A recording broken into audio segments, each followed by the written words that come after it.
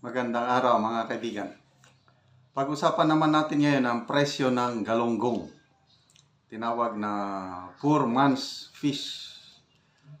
Malala ko nung bata kami, paboritong bilhin namin yan, galunggong. Ang 1 kilo, malala ko mga G's, 5 nga, 5 hanggang 10 pesos per kilo. Nako, kung estudyante ako college, paraging galunggong ang aking baon. Poor man's fish. Kaya pag upo ni Cory, yan, pinagmamayabang niya, galunggong. Na kaya niyang i-maintain ang presyo. Kaya lang, wala na, pumataas na. Ngayon, grabe ang pagtaas ng presyo ng galunggong. Sa monitoring ng Department of Agriculture, halos 60 pesos per kilo ang itinaas. Dati, from 200 to 300 per kilo dati, depende sa quality siguro. Ngayon, 240 to 360 na per kilo ang galunggong. Ano ba naman yan? Ano na lang mabibili ng mga tao sa laylayan? Kahit yung meron ding 4 months fish, yung tamban, parang ano bang ibang, basta tamban sa Bisaya, baramban sa Ilocano. Yung may kaliskis, yung kinikilaw. Dati, ano lang ito, 30, 50, ngayon 100 na. Yung tamban. So, ano nangyayari? Yung mga pwedeng mabili ng mga malit ang income, halos hindi na nila mabili. So, ano ang solusyon ng gobyerno? So, hindi lang bigas ang problema. Kasi, may bigas ka nga, wala ka namang ulam. Di maganda rin na may isda. Kaya ang murang isda, yan yung tamban, baramban, o kaya galunggong. Ngayon, wag na. 360 na. 300 to 360 na per kilo. Okay. As usual, ang solusyon ng gobyerno is import. Mag-i-import 3rd week of October or early November, babaha ang merkado ng imported galunggong. So, ito ang laman ng headlines ng Philippine Star. 30,000 metric tons imported galunggong in Philippines this month. So, nauna, imported rice dahil binabaan ang tarifa from 35% to 15%. So, nagkalat na ngayon ang imported rice. Yung hangarin nila na bababa ang presyo ng bigas ng 7 pesos dahil sa pagbaba ng tarifa, hindi pa rin nangyayari ang mataas pa rin. I don't know kung hanggang kailan. Let's wait and see. So, from rice to galunggong, importation na naman. Nagiging hari na tayo ng import. So, anong dahilan? Sabi ng Bureau of Fisheries and Aquatic Resources. Dati nga is, original 25,000 metric tons. Ang original na plano, ginawa pang 30. Okay? So, bakit? Ito ang paliwanag ng BIFAR. BIFAR spokesman, ang pangalan nito, Nasser Briguera. The Council, yung National Fisheries and Aquatic Resource Management Council, silang nagde-design nito. The Council is multi-sectoral. May mga negosyante dyan.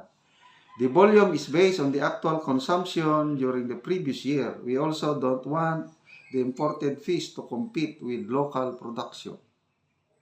Paano hindi magko-compete talaga? How?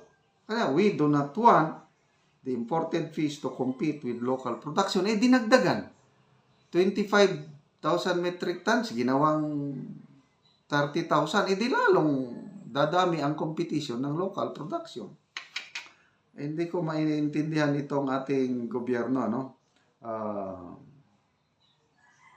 The imported fish will be sourced from Vietnam and China.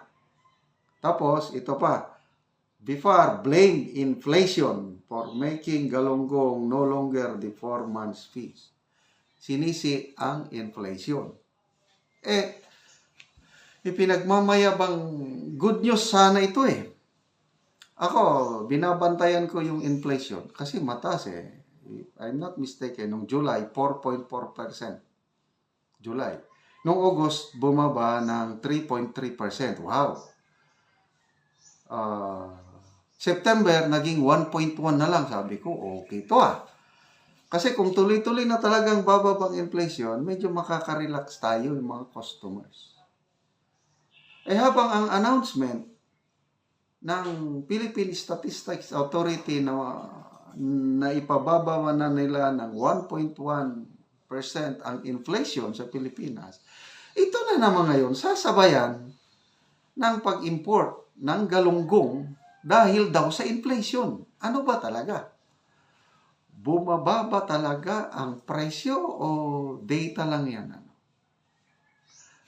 Ako, ulitin ko natutuwa ako sa data na mababa, 1.1. Kaya lang, I don't know, nararamdaman nyo ba ang pagbaba ng presyo as manifested sa 1.1 na inflation rate for September? Ako, hindi ko naramdaman. Halos araw-araw akong bumibili kasi gusto ko presko palagi. Isda man yan, gulay, karne, hindi masyado. Halos everyday pumupunta ako sa merkado magbili ng isda.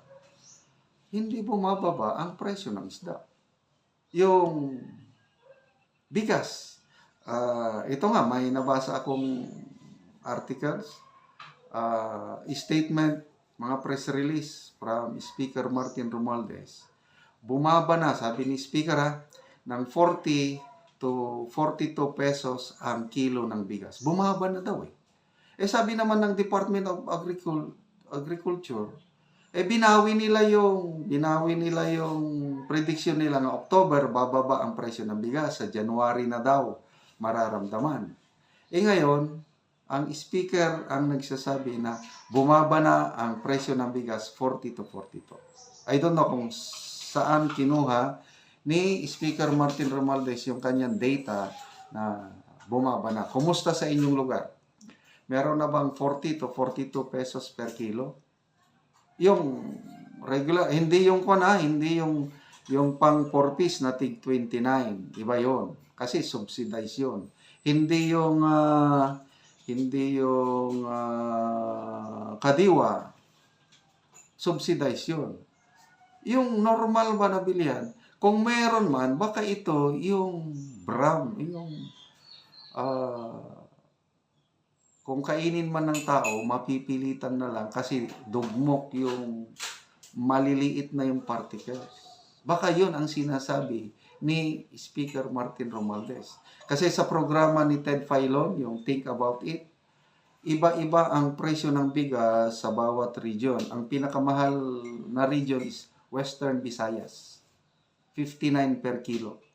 Yung bigas na pwedeng kainin, yung katamtaman lang. Kasi may 3 klase ng bigas. Yung mahirap kainin, ayun, nasa 40 plus. Pwede pang animal, pang aso, 40 plus. Yung katamtaman, mga 50 plus pataas. Yung quality, yung masarap na masarap, ayan, mga 70 to 80.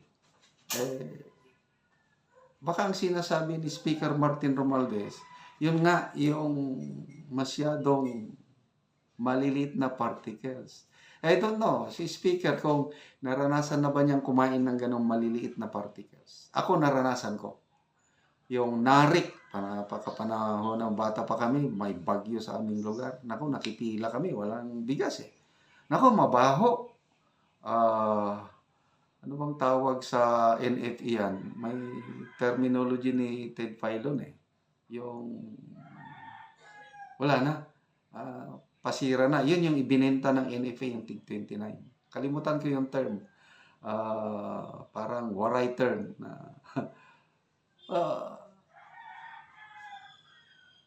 Presyo ng bigas, mataas. Presyo ng galunggong, mataas. Kahit gulay. Subukan yung bumili. Mahal pa rin. Hindi pa bumababa. Kaya,